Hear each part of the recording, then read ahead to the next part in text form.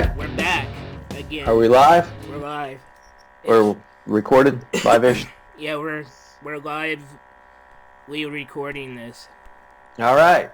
So we lost a couple due to some technical difficulties, but that's okay. Yeah. Because now we're back. We're back. And we're talking about the Robert Johnson Netflix animated documentary movie, Devil at the Crossroads. Yeah. And you... And not just that, but also we're talking about the history of rock and roll. Kind of ties into it. Yep. But while we're doing that, you are working on a nice, awesome illustration. I am. It's Robert Johnson. Right, at the Crossroads? At the Crossroads, right. All right. And there's a bunch of scary trees in the tree line there. Yeah. Nice. Yeah. I'm going to get rid of these. I'm going to make it all winter. Because Really? I think winter is spookier than October. I mean, I think they should move Halloween to winter and Christmas to October. Summer. Yeah.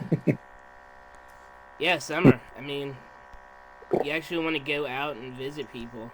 I don't want to do that in the cold. Right. All right. Anyway, we're getting off topic. So we're talking about Robert Johnson. Yeah. Right. Who was the, as I realized, was really the founding member of the 27 Club. 27 Club, which we'll cover in another podcast. Right. Because that's a big deal in and of but itself. he's where it began. Yeah. So he's where a lot of things began. Yeah. All right. So in the very beginning, I'm gonna talk about I'm gonna start in 1920. All right. Fundamentalism begins in America. So fundamentalist Christians start making churches, and around that time Prohibition begins too. 1920s. 1920s, yeah. Mm-hmm. 1920s. Do you have anything? When my grandparents were born. Yeah. In mid years. Yeah. Yeah. 27-ish. Yeah. So that must have sucked. I mean, Prohibition. Mm-hmm. I wouldn't want to live then, but if you were an adult and had a stressful life, right, like so many of us do now, I could see where that would be a pain in the butt. Yeah, but I think like Prohibition had gotten people, since they couldn't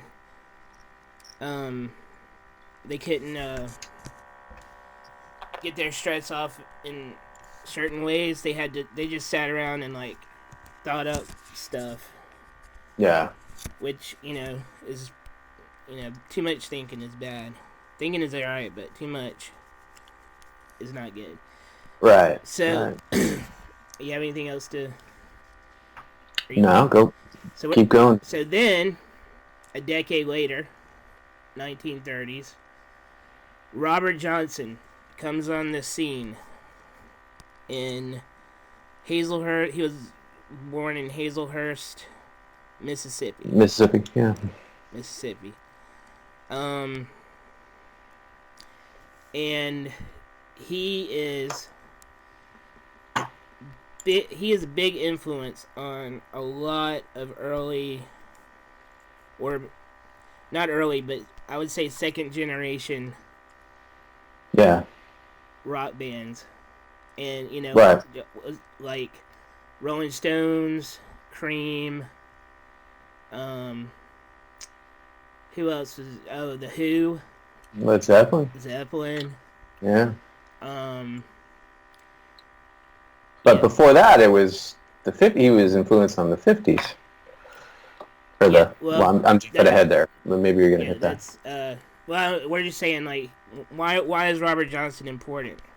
Right. Because, yeah, he did influence a lot of people in the 50s, too. He influenced everything and almost everything in rock up to the current decade. So, 1930s, Robert Johnson, Hazelhurst, Mississippi. That's where the blues started. Blues is the foundation for rock and roll. Right. Right? You agree to that? Yep. Yeah, it's the foundation of rock and roll. So, the blues musicians were going and playing in clubs and on Saturday nights, and the men in town would go to the club and not go to the church. Right. Not go to the church the next morning. And the preachers didn't like that because they weren't making any money. Right. They weren't getting their tithes. Yep. So they weren't getting their tithes, and so they had to devise a way to get those men back into church. And they used their go-to scapegoat, the devil. Mm-hmm. And said that all the blues musicians and the blues was the music of the devil. And if you kept listening to that, you would go to hell. So, wow. In general, all blues musicians from the 90s were maligned as devil music. Then Robert... And all they were was really singing about the blues of being the human and a descendant of slaves and sharecroppers and that kind of thing. That's really where the inspiration came from, not necessarily the devil, although the myth of Robert Johnson will say otherwise. But yeah, it originated, like you said, in the field with sharecroppers and African Americans who didn't have much, didn't have anything really. Right. All they had was music and the and they had literally had the blues because they were like what do you call it? They oppressed. They were oppressed. Right. Yeah, oppressed. They were oppressed. They didn't have much to look forward to. They didn't have much to look forward to. So that's why they came up with the blues. They invented the blues. Right. So. Which, this is a whole nother subject, but that balloons to a whole nother human condition type thing. Yeah. But yeah, we'll get into that later. Okay. Yeah, go ahead. So they invented the blues. Which is why it's been so popular and liked since that time, I think. Yeah, because related to something even more universally human, but I don't want to get into that now. But yeah. Right, because everybody, whether you're oppressed or not, gets the blues. Right. Yeah, everybody gets sad over something or other, and they need an outlet for it. So those guys were playing the blues in clubs, making money. The preachers weren't making money. Go-to scapegoat. It was devil's music. So right. Then along comes Robert Johnson, and he started out. He started out as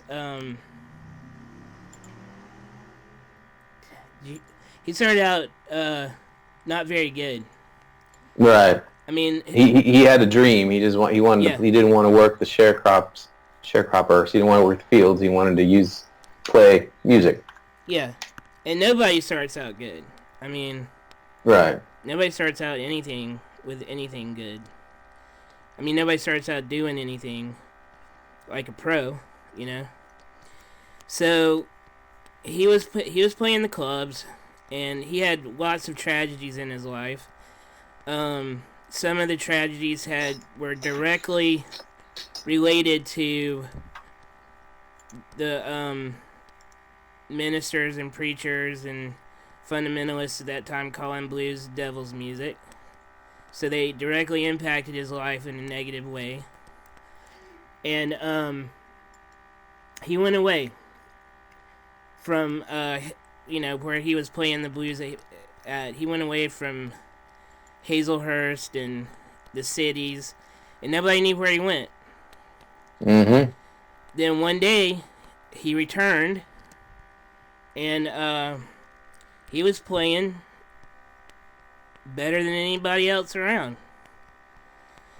Yep. And because these preachers started the myth that the blues was the music of the devil, devil's music, people just put 2 and 2 together and got 5 and said that Robert Johnson must have gone down to the Crossroads and sold his soul to the devil so he could be the best blues player of all time. Or the best guitar player at that time. Yeah, the best guitar player at that time. Because they were... Obviously, if the blues is devil's music, and then you all of a sudden get better, but it wasn't all of a sudden, it was a year or more later. You must have done... you must have sold your soul to the devil. I mean, it's so logical. And, you agree? I agree with the myth. Right. Sure. Yeah. Mm-hmm. So... But what? But you could have also gone and sat on the gravestones in the middle of the night with a teacher and really practiced hard. Yeah, with, what was his name? Who was the guy? I forgot he was, Zimmerman. Somebody Zimmerman. Ike Zimmerman. Okay. Yeah, so he was rumored that it was supposed that he learned from this guy, blues guy named Ike Zimmerman, who told him to come with me and learn at the graveyard in the middle of the night because the graveyard will not complain about how bad you're playing. Yes. Nobody at the graveyard's gonna complain. So he did that. So when he returned after his year of either practicing real hard or selling his soul, he went to Chicago and recorded 29 songs. That's all. Yeah. That's the whole legacy of Robert Johnson. And since they were... So all those songs the 29 songs are all in one, I don't know about this, one session? Like that was it? It was just one time? I don't think he did it in one day, but... Well, it wasn't like a couple years apart, it was one... I think it was, I don't know. One period or whatever. I don't think it was a couple of days apart. I think he went to Chicago one time and recorded those songs, but I don't know for sure. Yeah, okay. So... Judging by his short life, I would say that's how he did it. Yeah. And so in those songs, I mean, he also invented the idea that if you're gonna call me devil's music and say, I sing songs about the devil and hell, I'm gonna actually do it. So right. He was the first one to escalate on rock and roll side the war with preachers using devilish, hellish imagery in his lyrics. And in his lifestyle and whatever performances, at that time, embraced it. Right, his lifestyle. So that's a great observation, man. Yeah. So drinking and whatever. Yeah, drinking and just womanizing. Hey, look, he was living the rock and roll life. He was probably the original living the rock and roll life. Yeah. Person. Yeah. he originated that, and he says, like, if you're gonna call me from the devil, I'll make it so. So he escalated it on his side. First one to do that. Now let's admit that was after many heartaches and losing wives and kids and whatnot. So yeah, two families, two opportunities to have families. He definitely had some genuine angst. Yeah. Realistic angst happening. So yeah, he had more than blues, and he had a little bit of anger. Right. So he died young, 27, like we said, and we're going to cover the 27 Club later on. So the 1940s come around. People were still playing blues.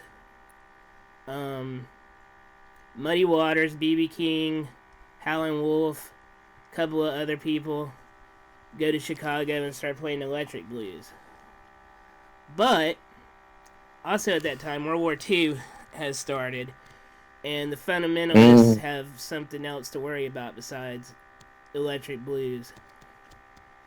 So for the 40s, I think the church is worried more about, the outcome of life in America than it is about music. And probably more people went to church because they were scared. Right. That's a great point, man. They didn't put any of that in that documentary, but yeah. Well, that's a great observation. That doc doesn't cover all. Yeah, I mean, it was only 45 minutes long. Yeah. We're doing the history of rock and roll. I mean, we're just starting with the originator, Robert Johnson. Right. But so, they had other things to worry about. Everybody was scared. Then everything is fine. America won the war. All the men came home. And then, the 50s started. The nuclear age, the nuclear family, baby boomers, things like that. People came home from the war and started having lots of babies because they felt a big sense of relief and happiness. Yeah. And security. Security, right? Yeah, so they felt secure. So Elvis comes along, and guess what he's playing? Devil's music. And this is the first time the fundamentalists start burning records. So they're burning Elvis records, Buddy Holly records, Jerry Lewis. What is it? Jerry Lee Lewis. Chuck Berry. Everybody's getting their records burned. For the first time. So the fundamentalists re-escalated the war again by burning records. 1960s come along.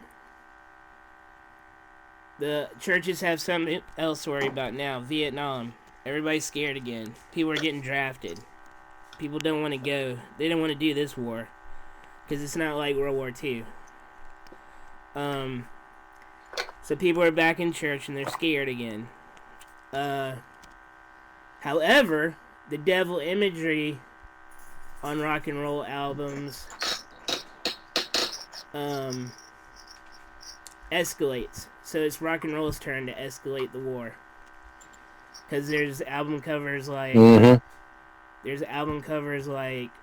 Goat's Head. What is it? Goat's Head Stew? The Rolling Stone album. Something like soup. And Her Majesty's Satanic Service or something like that. Her Majesty's Satanic Service. Sergeant Pepper with Aleister Crowley and Anton LaVey, known Satanists.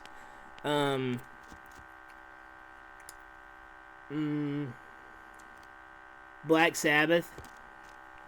Yeah. Black Sabbath.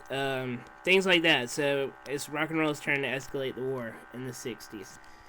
Then the 70s come around. and TV is big. It's bigger. It got big in the 60s. It's super big. Now everybody's got a TV. So now it is the era of the televangelists. And they begin the second crusade against rock and roll. So they escalate the war again by citing the devil in the lyrics, on the album covers, and backmasking. And they start burning albums again. They start burning albums. So that's the second time albums get burned. And but they're adding, the backmasking, and the lyrics were also but the lyrics were, some of it was devilish, because rock and roll is going to escalate if they escalated. So the more they escalated, the more rock and roll escalated, and they put more devil stuff in their music, more devil imagery, more devil lyrics, and they even intentionally backmasked some things just for them to find. Right. In some records. So the 80s come along, and heavy metal kind of breaks away from traditional rock and roll and traditional blues-based rock and roll, and they start carrying, heavy metal starts carrying the biggest load of devil's music and devil imagery. Mm-hmm. And they're still locked in. They're still in a big battle with the televangelists. That's gone on for a decade or so. Right. Yeah. And this is. Do you have anything to say about the 80s metal scene? I mean, I think I talked about it last time. I was, that was when I was into metal, but I didn't really see the devil part of it. It didn't really register with me, so. It probably didn't with a lot of people. I just figured it was marketing and it was just kind of BS and whatever, so. Yeah. I like the music. That was what counted. I think it was marketing, but I think it was still for a reason. It's still the same reason Robert Johnson had in the 30s. If you're gonna, if this is what you're gonna say about me, I'm gonna give it to you. Mm-hmm. And if you keep saying it, I'm gonna give it to you more and more. Right. So the louder, but like Gene Simmons said, yeah, go ahead, buy my records and burn them. Yeah. Buy more. Yeah. So the louder the fundamentalist televangelist got, the more devilish heavy metal got. Right. And then in the late 80s, the parental advisory sticker is lobbied for because of heavy metal, because of the imagery and the lyrics and... Right, which I thought was ridiculous. Yeah. Because anybody I was in a band with or knew was not going to kill themselves or do any crimes or anything by listening to the music that we listened to. So we just thought it was ridiculous. Nobody does. Nobody has, nobody will. Because people aren't just demons that other right. people... They're not like, 0.00001% maybe, but... Yeah. Not the general public. Not the general population. Right. And not the general population of metal bands. Right. I mean, they probably don't even believe in the devil. I think Slayer's on record as saying they don't believe in the devil. Yeah, you might be right. Lemmy was an atheist. I think I read that. Anyway, it's just for it was all for show. It was just because, you say this, then I'm going to be it. And then in the 90s, heavy metal kind of faded away as the most maligned music, and rap took over. Mm-hmm. So in the 90s, rap is the worst kind of music. And it's not because of the devil anymore. It's because of, like, the subject matter. Right. But, I mean, I would say that the subject matter itself is kind of devilish and evil because, gangs aren't cool. Well, yeah, gangs aren't cool. Gangster rap is, that's what people were listening to. Gangs, drugs, all that stuff is not a good way to live. Right. So now it's the 2000s. It's 2019. It's been 20 years, 19 years since the big fight with heavy metal. And the church and fundamentalists haven't escalated the war back yet. And heavy metal is still, using the same devil imagery and devil lyrics and devil this and devil that. Church has been silent on their end for the past 20 years. There should have been a new crusade and more record burnings, but there's no records to burn. That's a good point.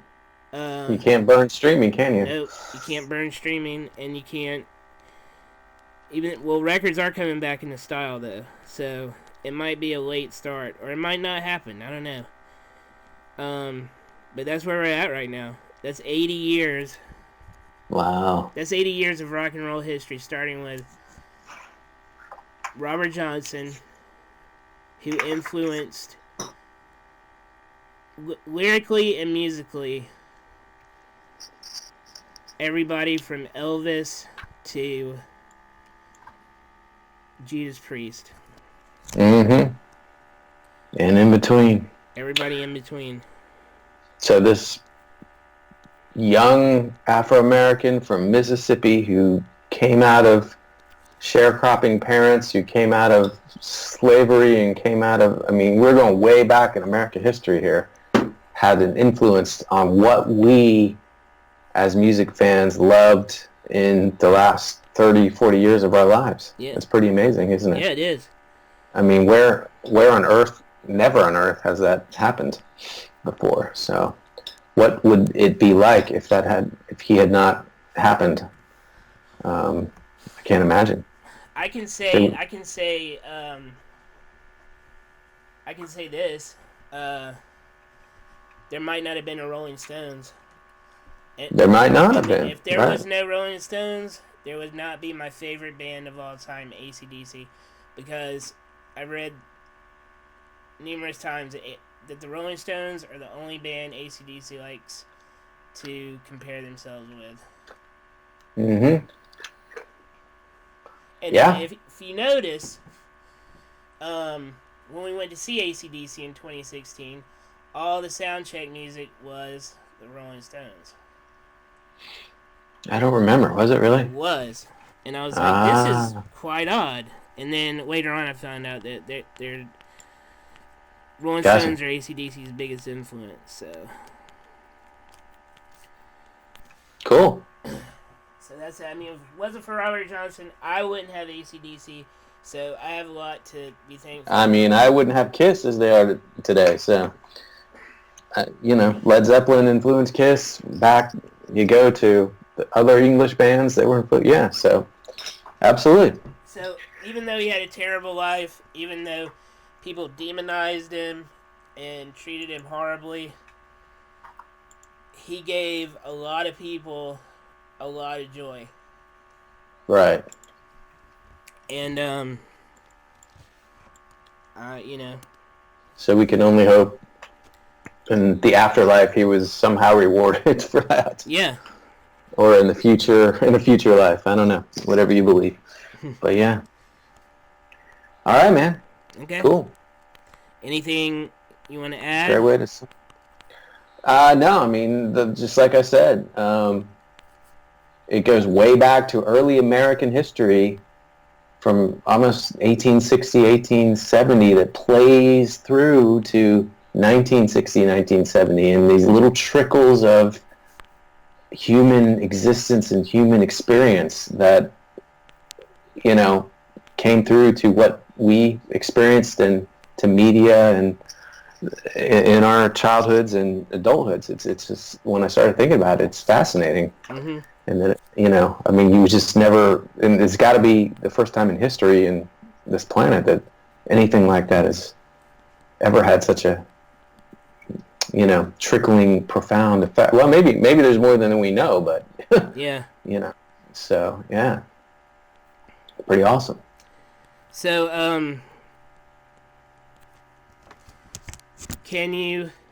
is there a devil?